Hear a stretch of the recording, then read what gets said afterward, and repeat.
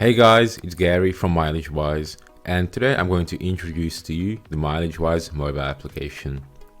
The first step is for you to decide which recording option you would like to use. MileageWise offers 3 automatic and 1 manual recording option.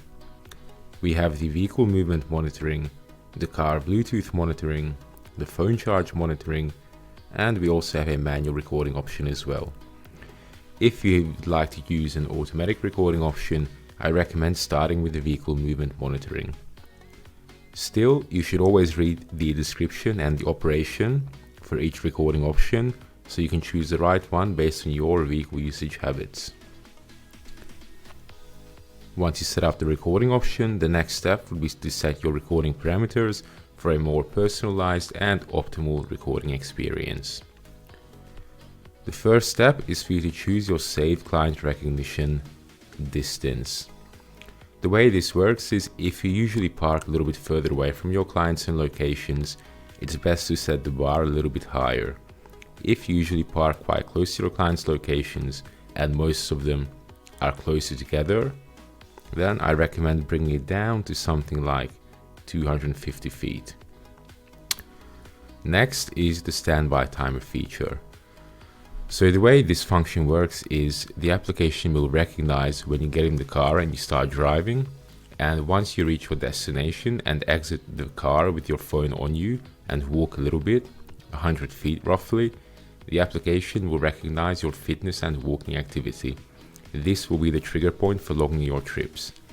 However, in a lot of cases, the trigger point might not be met because you wouldn't leave your car, or you might exit your car for a little bit, but you might leave your phone in your car. The standby timer guarantees that your trips will still be automatically logged, even in the case when the trigger point isn't met.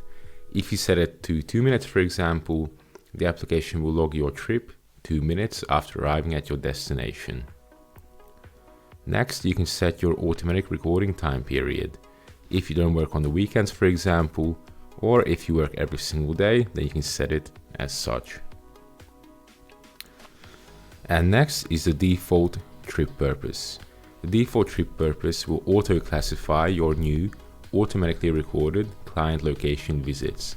You can change your trip purpose after the fact at any time for any of your clients, but it's very important to choose a default trip purpose that best defines most of your business-related drives.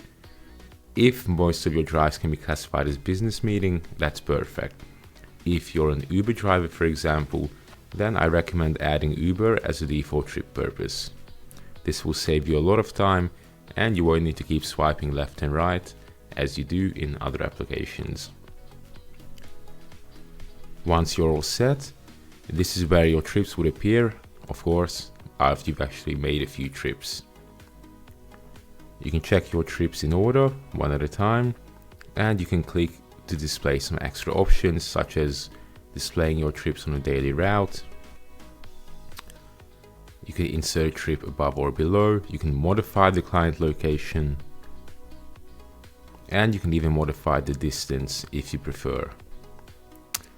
And let's say, for example, it's your first day or two, the next step would be to revise your new automatically recorded trips. You can change the trip purpose as I previously mentioned. You can confirm them one at a time. You can delete a trip if you wish to. And if you're happy with all of them, you can click confirm all. You take care of all of them in one fell swoop. Alright, and now I'm going to show you how to log your trips manually.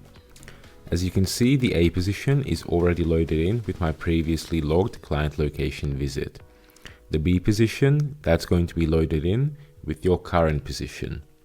This means that every single time you arrive at a new destination, all you have to do is open up the application, everything will be automatically loaded in, and you just simply have to press this red check mark in the middle to log your trip like this.